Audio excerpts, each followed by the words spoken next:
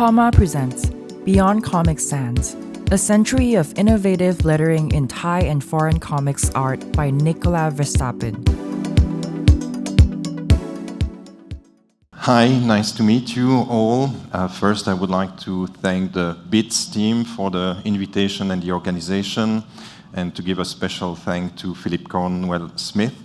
I'm a lecturer at the Faculty of Communication Arts, Chulalongkorn University, and I've been teaching mostly about communication, comparative media, and comics art. So I'm going to go over this presentation. My students here know that I show a lot of slides, but you can request them if you want at the end.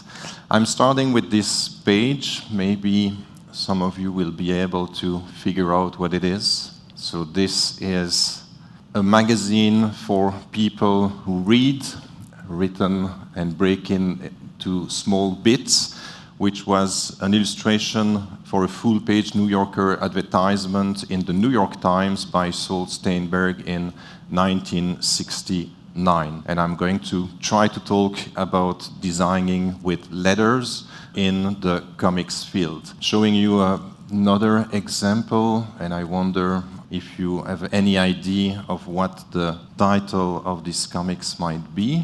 We are going to get back to it at the end. So, over the centuries, many cultures around the world have been mixing words and pictures together, as you know. But this art of illumination declined sharply with the invention of, or the reinvention of the movable type printing in the West, which led to a divorce of text and images in Western cultures. For Thierry Grunstein, there are 5 symbolic handicaps that are crucial to the devaluation of comics art. Comics art was rejected, it's not part of the fine arts, and the first reason given by Thierry Grunstein is that comics is a bastard genre, resulting from the scandalous mixture of text and images. And in Western cultures, mixing words and pictures are seen as not as pure as fine art would do. Things will change with the invention of the lithographic press, and the lithographic press will actually crucially the development of modern comics art.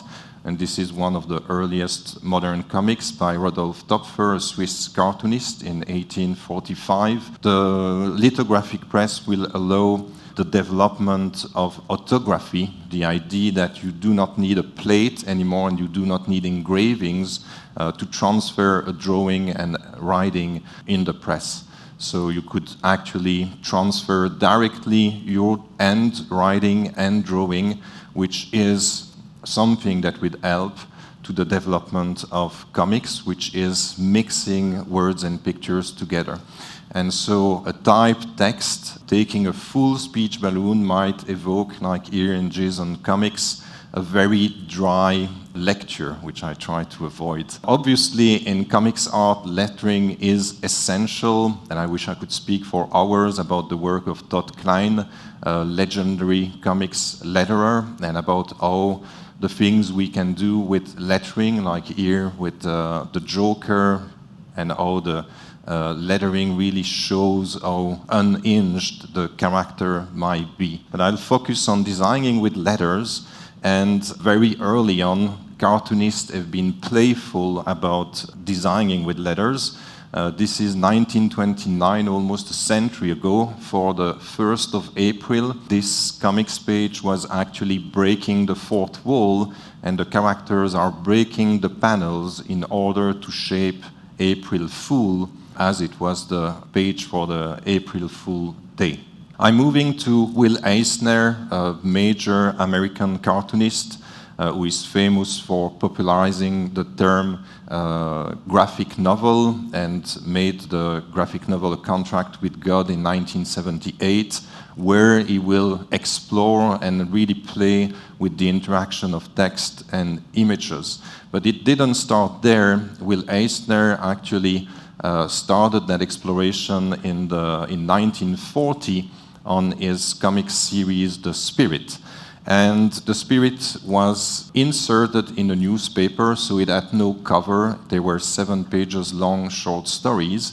So weekly, he had to find a way to make the first page look a little bit like an hybrid between a cover and a first comics page.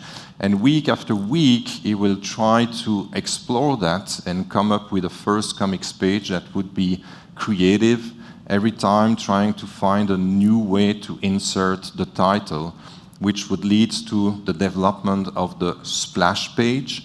The splash page is often full-page illustration which try to introduce the story, the title, the mood, some elements of the plots all together. Will Eisner did not like that term. He didn't pick it, but it's the one that stuck. You can see here a beautiful example from 1940 introducing the title, and you can already see a little summary of what is to come. This is 1946, introducing the title as floating piece of paper within the city. This is 1948, The Life Below, where he's going to shape the title as a staircase with the entering the underworld of the characters.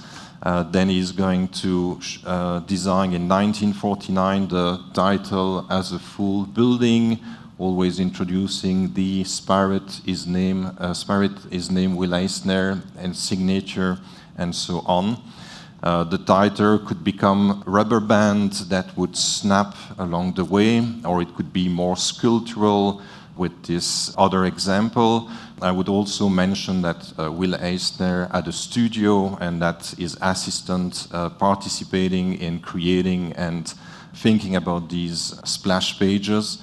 So credit to them too. We could speak for hours again about the way that Japanese artists and mangaka have been integrating creatively Japanese characters and sound effects within the manga pages. Here we can clearly show in this example of Astro Boy how the sound effect actually participates in the movement and the action of the sequence. Moving on, we could also talk about very creative and experimental comics from the lettrist movement that you might know.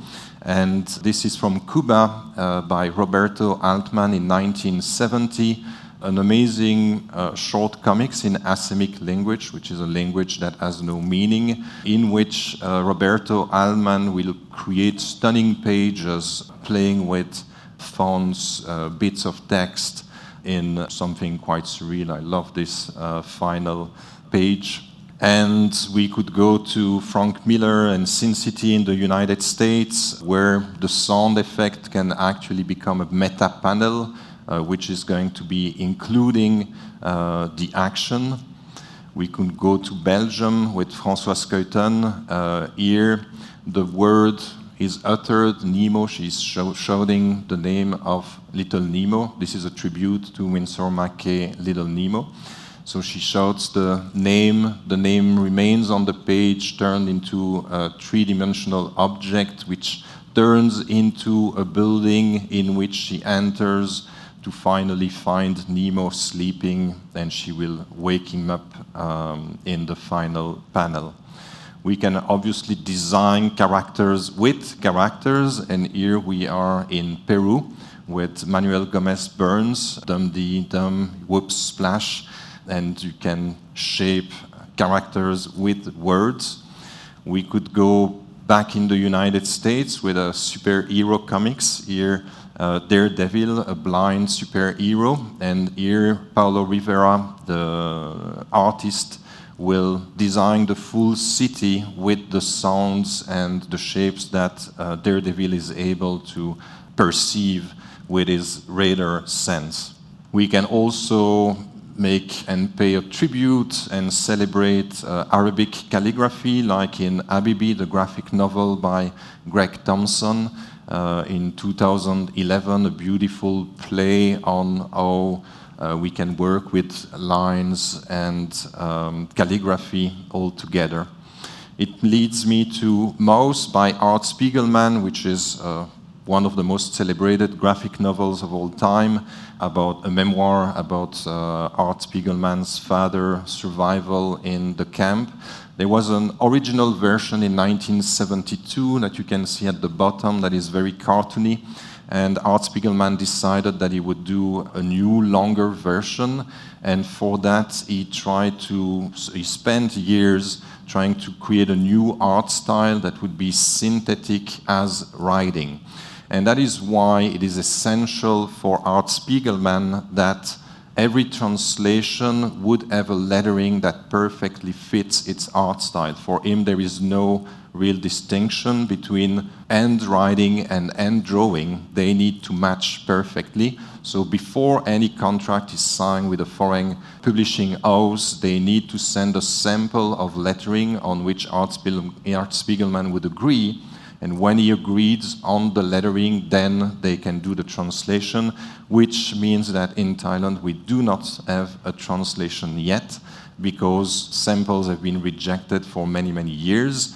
It changed. There was finally one Thai letterer who cracked the code, and an agreement has been made for a translation of Maus in Thai, which leads me to Thailand and Siam. This is a very creative title, very old, 1874.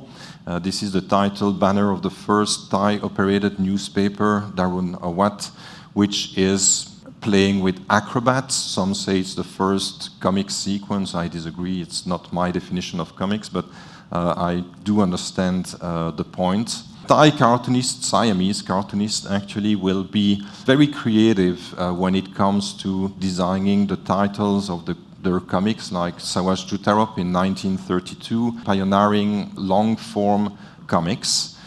We can think obviously about M. Vejakorn, most influential cartoonist and illustrator of the 20th century. This is at the center not the cover of comic books, so I cheated a little bit. It's a cover for a book, but we can obviously, as M. Vejakorn was a cartoonist himself, see some of these connections with masters like Will Eisner in the United States, or later on Möbius in France. Thai cartoonists have been designing amazing title banners. This is one of my favorite examples by Payut Naukrashan, that you might know as the Thai Walt Disney, as he is the director of Sutsakorn Adventures.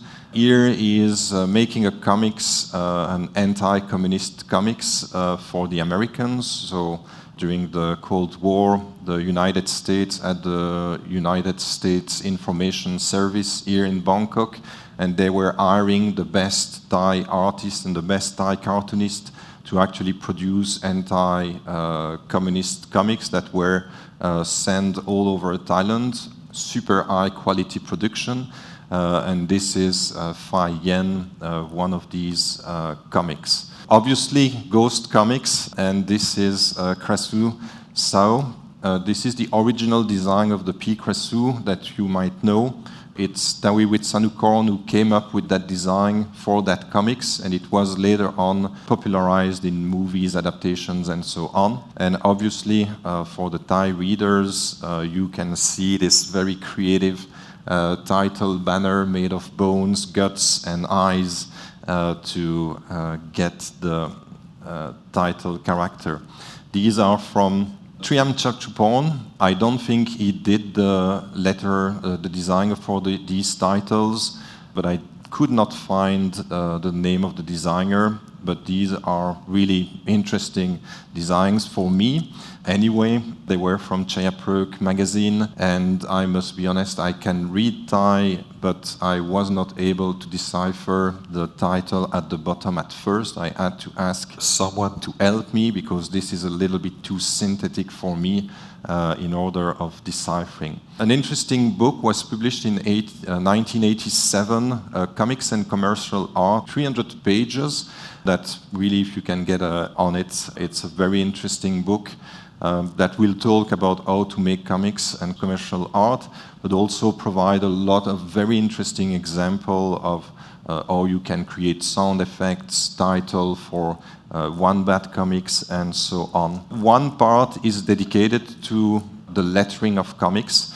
It is interesting to note that in Thailand, an apprentice cartoonist could not become a professional if he hadn't mastered lettering. So you had to first develop your own hand lettering and master it before you could become a professional cartoonist. Otherwise, you were not given access to the publishing. So these examples are showing the references for young artists, and the main references at that time was Juk Biensakul, who is at the top, known as the Prince of Thai comics, and his hand lettering was considered the reference for all artists of the time. I'm moving to contemporary Thai comics with the work of a student from COMD, the Department of Communication Design at Chulalongkorn University. This was made by Thai artist Arti Nichari, which is a beautiful example, a creative example of using lettering to create a comics without pictures, only text and panels, to capture the anxiety of an anxious night, thinking about the deadline of an assignment for course. And here she tries to capture this in a never-ending night of anxiety. So, reaching my conclusion, now I guess you all can guess the title of this comics. This is obviously the Will Eisner, Spirit. This was actually made by Moore and Gibbons. It's a tribute to the comics of Will Eisner. And you might know Moore and Gibbons being the creators of The Watchmen. So they actually also introduced a nice little Easter egg with the ketchup splash, the smiley face, and the egg yolk as a reference to their graphic novel masterpiece, The Watchmen. So, going back to my first slide, Art Spiegelman said, rather than comics, I prefer the word co-mix, to mix together, because to talk about comics is to talk about mixing together words and pictures to tell a story.